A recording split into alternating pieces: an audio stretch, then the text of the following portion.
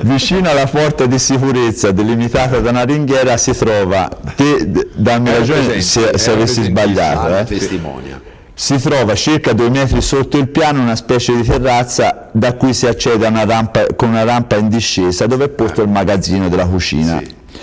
Essendo vicino all'uscita e considerando il precario equilibrio di molti commensali, qualcuno nota che la faccenda potrebbe risultare pericolosa.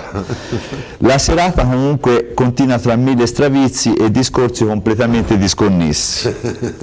Come prassi cominciano i primi rigetti di stomaco, e questo te lo dico. La liberazione. Sì, lì al campino. La liberazione. Verso mezzanotte io personalmente mi azzardo alla console per mettere qualche canzone trascinante. Sì. Dopo pochissimi minuti entra a razzo nella sala Alessandra e con gli occhi sbarrati mi dice testuali parole: Simone, spengi la musica perché è morto Danielone. Ma no! E quindi a quel punto non posso capire, nessuno potrebbe. Gli dico: ma che dici? 2 minuti fa era qui davanti che ballava al robot perché faceva i balli robotici, vedi, e lei: ora è un'altra situazione, affacciati fuori se non ci credi. Esco di volata, vedo un capannello ammutolito ai bordi della ringhiera, ti ricordi, vero? Tutti a guardare. Mi faccio largo e mi sporgo. Sotto stesso a pancia all'insù c'è Danielone in una pozza di sangue denso. Cioè che era venuto di sotto. Sì, era venuto di sotto perché praticamente si era messo in piedi sulla ringhiera e poi si era lasciato andare tipo Filippo Angelo. Sì, una rockstar, ecco. Una rockstar. Forse pensava che qualcuno fosse sotto a riprenderlo. Allora è in una pozza di sangue e quindi da dietro la nuca li esce, chiaramente. Confortato, sotto è già arrivato Gianni che dice a tutti: andate via scivettoni.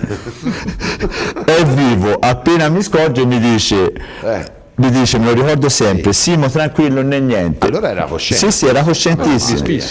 Gianni intanto continua a offendere tutti, te lo ricordi? Offendeva tutti: andate via, non capite niente.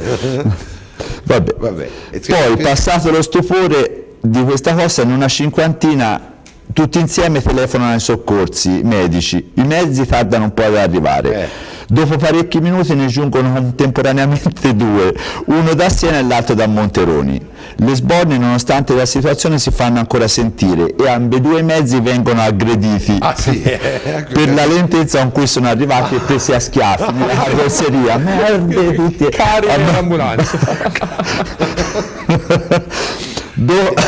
Tutto ciò era sempre bloccato, fermo. Ripristinato con difficoltà all'ordine, timidamente scendono questi barellieri che hanno una paura morta. Delle 2 ambulanze, chi lo vince? Quella di Siena.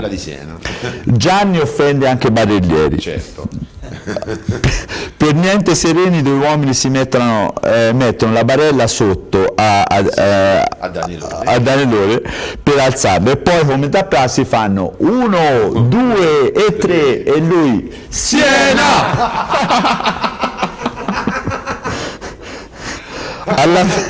Alla fine viene caricato nel mezzo di soccorso, ma le offese non si placano, che vertono adesso sulla velocità di trasporto all'ospedale, cioè chiappano l'autista: vai merda, fai veloce, a minaccia.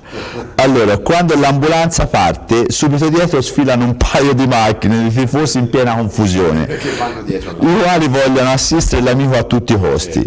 All'arrivo al pronto soccorso, il manipolo di esagitati mette a soqquadro il locale con offese generiche e minacce a dottori ed infermieri. Questo è confermato da Andrea Camarri del Nicchio, che era presente e di turno poi comunque niente, Danielone viene suturato e niente, tutto si risolve bene. E allora questo racconto è andato bene, io concluderei con un bel 1, 2, 3 Siena! E allora grazie signor Simone. Buonasera. Arrivederlo anche a lei, signor Lallo. Arrivederci.